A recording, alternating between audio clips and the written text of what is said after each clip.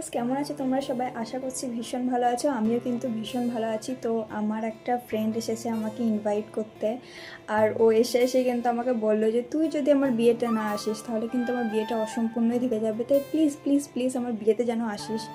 তো আমি একদমই না গিয়ে তো একদমই থাকবো না, আমি তো অবশ্যই যাব।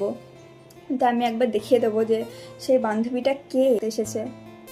ওর সাথেই কিন্তু আমার ছোট থেকে বড় হয়ে ওঠা, আর ওর সাথে কিন্তু আমি স্কুলে যেতাম, প্রাইভেটে যেতাম, সব কিছুই কিন্তু ওর সাথেই আমার ছোট থেকে বড় হওয়াটা। আর আজ সেই বান্ধবীরই আমার বিয়ে। সে আমাকে আজ ইনভাইট করতে এসেছে, সেই আমার বান্ধবী যার নাম সীমা। আর ওর কিন্তু কবে বিয়ে তোর বল? ফাল্গুন মাসে 24 তারিখ আর মার্চের 9 তারিখ। তো সবাই চলে যাবো তো? অবশ্যই ইনভাইট কর সবাইকে। সবাই চলে আসবেন, আমার ফাল্গুন মাসে 24 তারিখ বিয়ে, তো সবার নিমন্ত্রণ রইলো, সকলে অবশ্যই আসবেন।